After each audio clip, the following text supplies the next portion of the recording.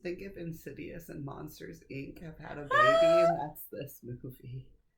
I mean, not wrong. That's not inaccurate. It's better than fucking Night Swim. Yeah, I'm sure it was weird. That shit was weird. That food was dumb. Fucking dumb. I go dumb, dumb, dumb. That was it. Oh, okay. I'm like, is that from something? I don't know. It's my brain. I go dumb, dumb. So, I thought dumb. You dumb. You like how our tape is what you're gonna hear the Sorry.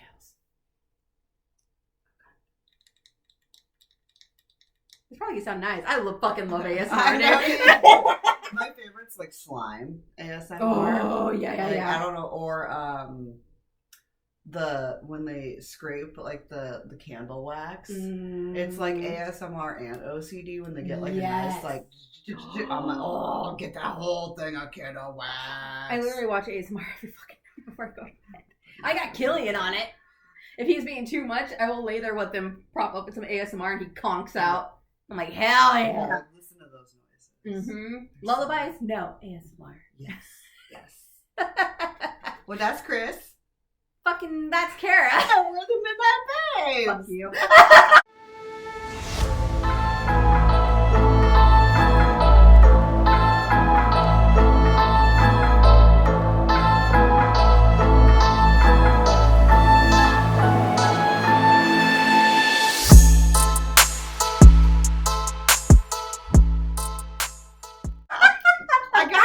On our toes somehow. I was like, oh wait.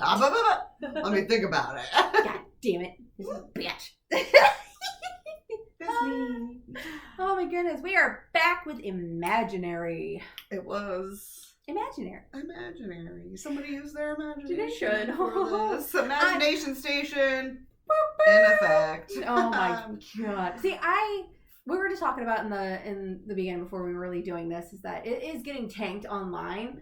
But the thing is, I mean, it's getting tanked. When I told you about it, I said, lower expectations. Yes, because she watched it first. Yeah, it's gonna be a fun movie. But it reminded me in a way of Krampus.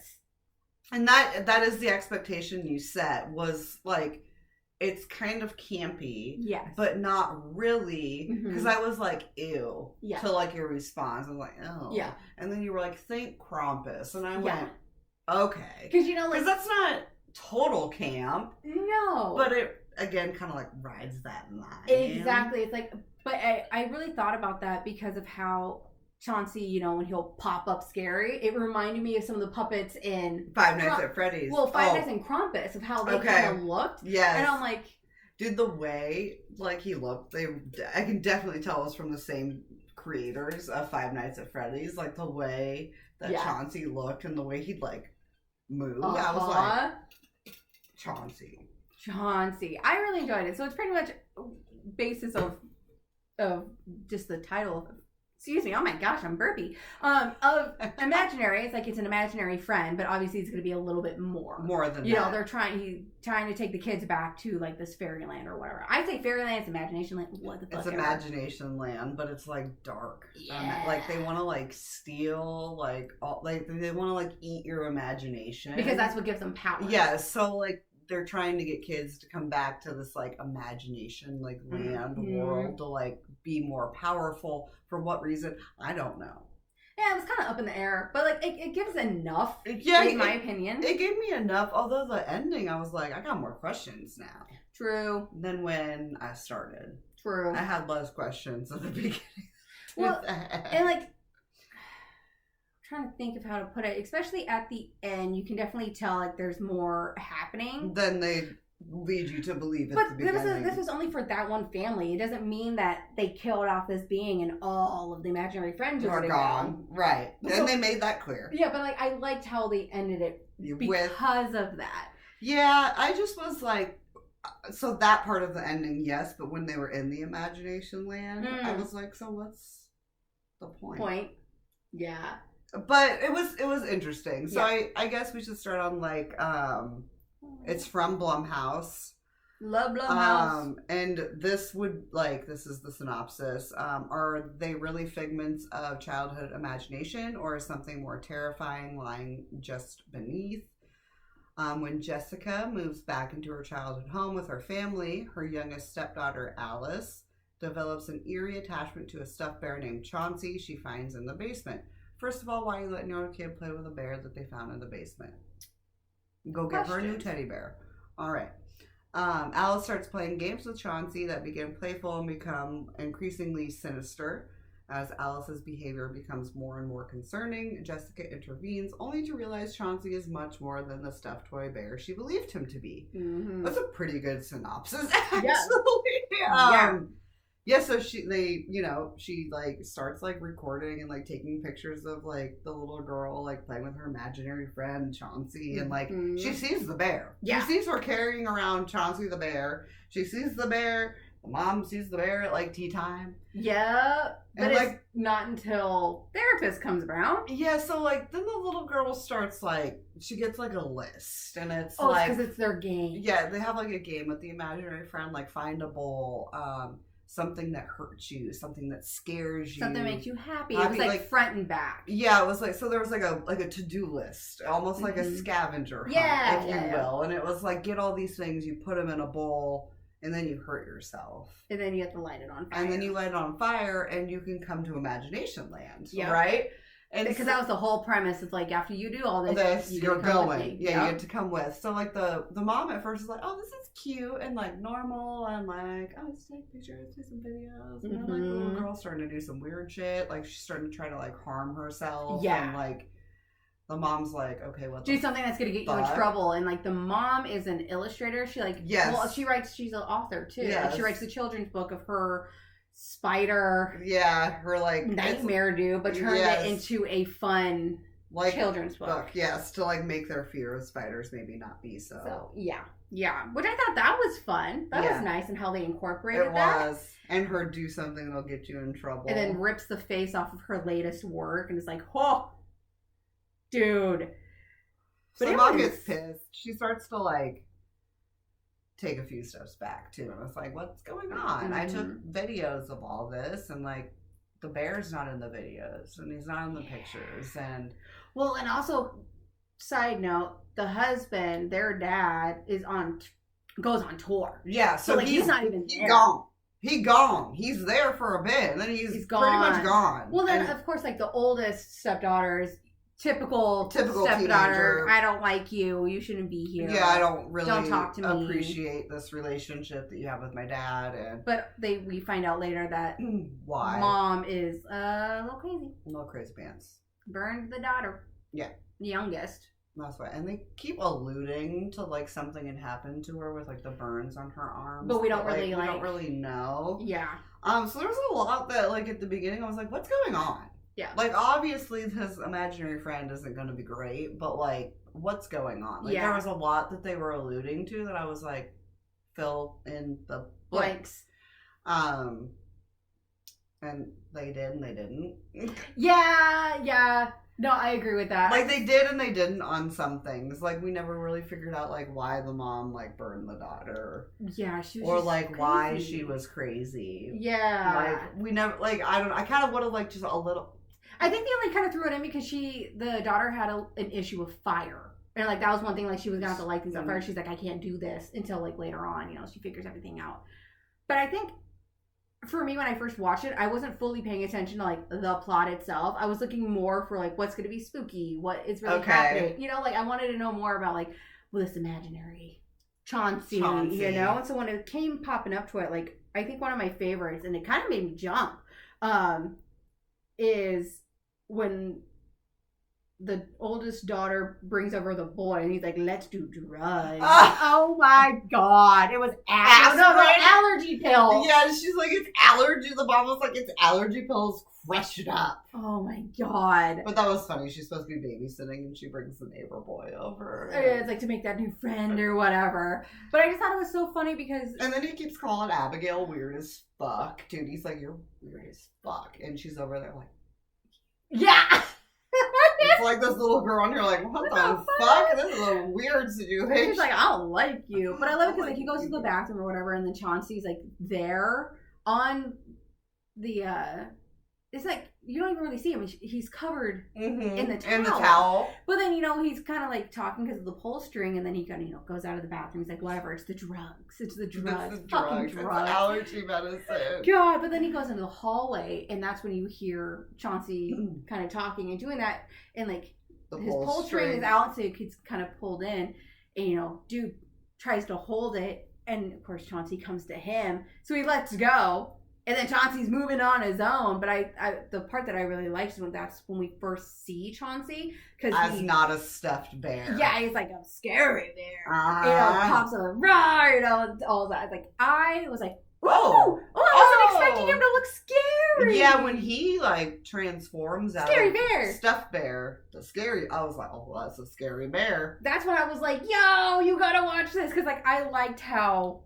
He was spooky. I thought it was funny when the mom brings in the therapist. Yes.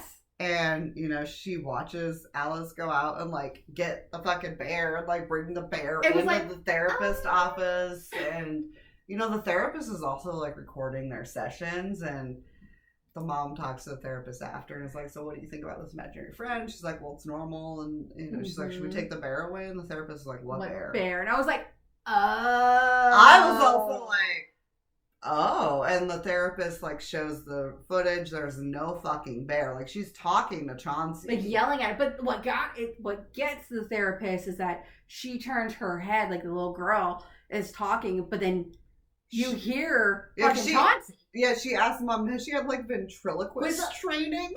As a hobby? Yeah.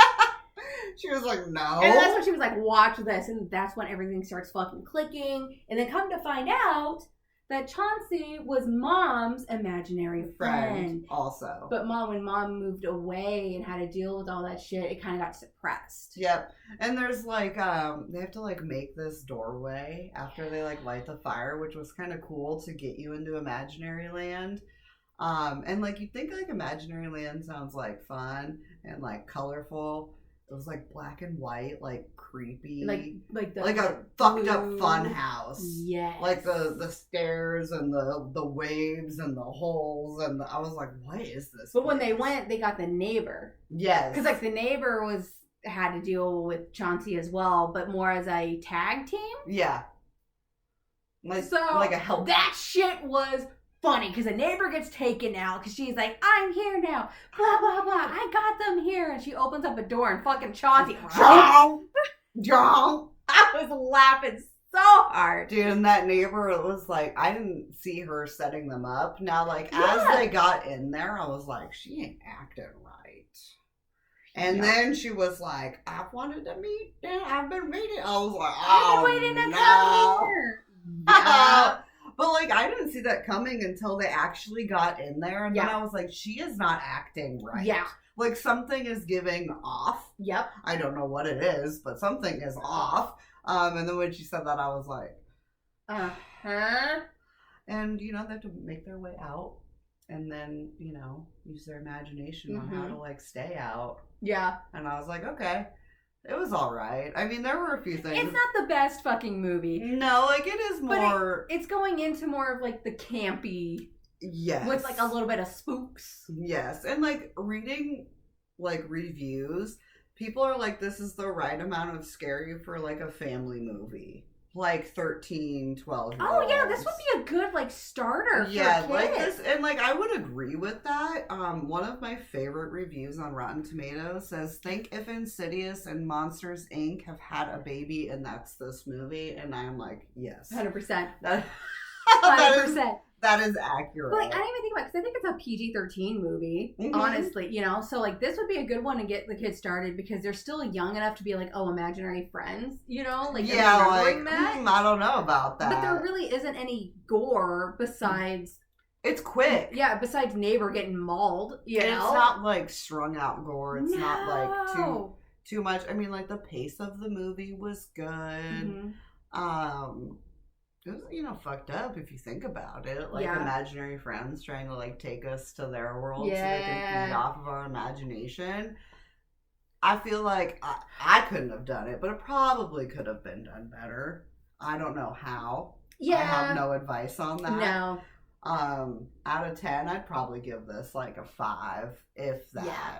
If that. It like a was 5 would be generous. Yeah, I'm not going to watch it again, but it was a fun little one. It was a fun watch. I mean, it's pretty basic. Yeah. It's fun, but it's a pretty basic. But like I just movie. told you, as far as like imaginary or like possession or whatever, like it's definitely better than Night Swim. Yeah. You know how we feel about that one. Yeah. We weren't loving it. But like, I mean, it was pretty good. It had a good pace. It just, it's not something I'd be like, I'm gonna watch that again. No. Like, no. I mean, don't pay for it. Don't pay for it. Watch it in streaming if you got it. And you're good. At this point, I think it might actually be on Peacock. I think so. So you can watch it for free there. Yeah. But it was okay. I'd give it a good 5 out of 10. It could have had areas of improvement. Yeah. I don't know where, but I just know that there could be. It could have been. For sure. No, after I watched this one, I got on, and I think I sent it to you on TikTok, where they're talking about imaginations and all the other shit, but it was more on Disney, where who's the real villain? Yes, I did see that. Yeah, I was like after that it happened after I watched this, and it kind of similar, but not in a way, I guess you can say. But fucking Peter Pan, he's a true villain of the story. And it really got me thinking, because like after watching this one, it's like, he wants to take you to an imaginary land, like where the Lost Boys are at, things like that. And so like that's how I connected the two in a way, like completely. Like, yep, and like it's like he's the antagonist and he doesn't like know it, right? And it's like, oh, yeah. And if you look at it that way, then you're like, wow, like how old is he really? Yeah. If you think about it, like the time stops or whatever in Neverland, but he's just a kid going and kidnapping other children that, to take them back there. They don't want to be there anymore, because that was the whole premise with like Wendy and her family, is like they wanted to do something else. Like they didn't want to be here anymore. Like, oh, we're not getting like paid attention to or whatever. And so Peter Pan comes in and takes them away and wants them to stay, but wants Wendy to be the mom. Which is fucking weird, dude. I've always had an issue with Peter Pan. Yeah, I've never really enjoyed it. But then you see like Hook's crew, their clothes all really don't fit because they used to be Lost Boys, and that's why he has that issue. Hook was a Lost Boy, but stopped wanting to be, and he grew up, but he stayed there to try to stop Peter Pan from continuing. Hysterical. And then, like, who cut off Hook's hand and gave it to the fucking crocodile? Peter Pan. Peter Pan. Fuck you, Peter Pan. I'm just saying. You Peter Pan. My little thought and rants on Peter Pan. I'm just saying, we've got issues. We've got issues. But who's your favorite Disney villain? My favorite Disney villain? That's Hades for sure, from Hercules, dude. The color of the hair, how everything is, and like his attitude, like there's just something about Hades and Hercules that like I love so much. And then like I also think Hercules would be like my sexy cartoon character, so I think it's funny that like my favorite villain and like sexiest cartoon like are in the same movie. I remember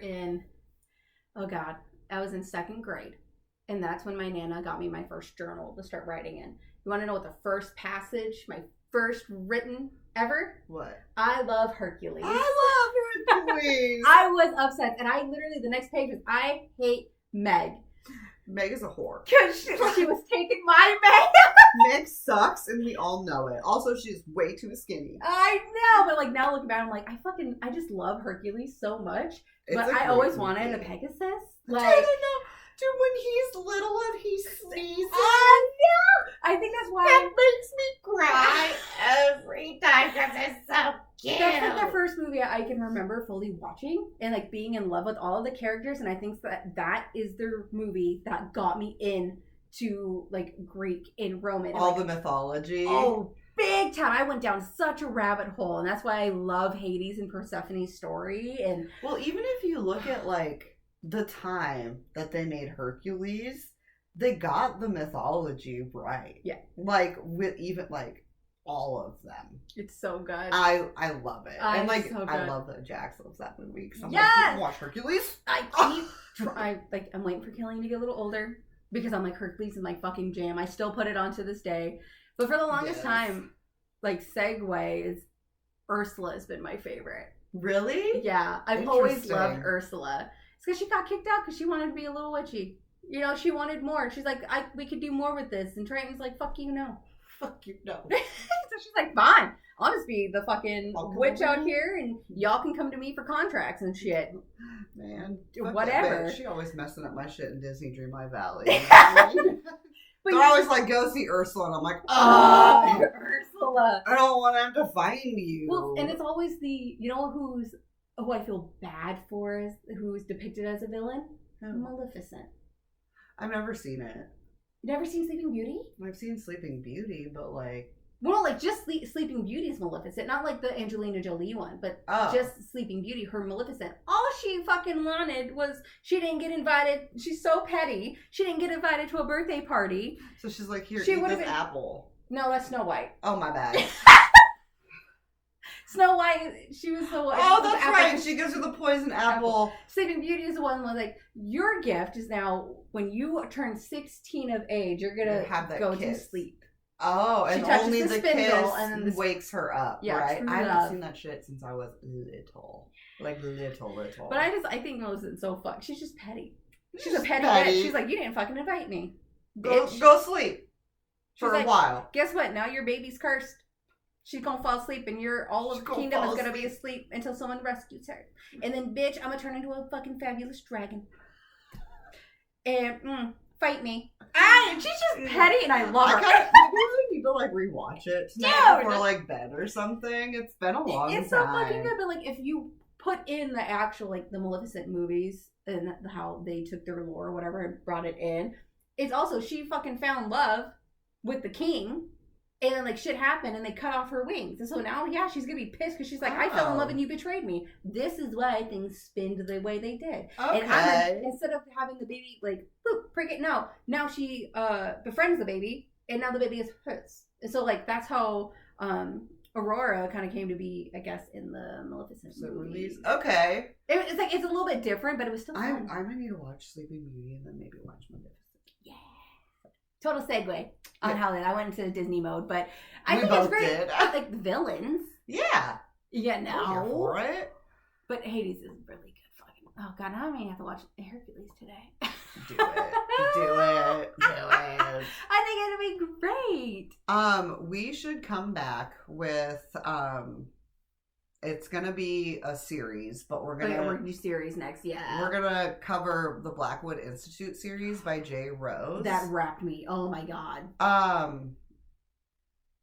don't know, but like, speaking of villains, it like made me think of this book, and that's why I was like, we should just like segue into this for our next episode because it is a 4-book series. Three. It was a hefty series. So we'll get into that. We'll chat about it, and it was sexy too. It was sexy. It was fucked up. It was sad. Rough, it was sad. all of the things I could feel and more. Yeah. And more. Yes. All right. Well, happy Thursday. Happy Thursday. Have a great week. Bye. Thank you for listening. If you'd like to see more from us, you can find us on Instagram at The Midnight Babes Podcast and on TikTok at The Midnight Babes. Stay spooky, friends.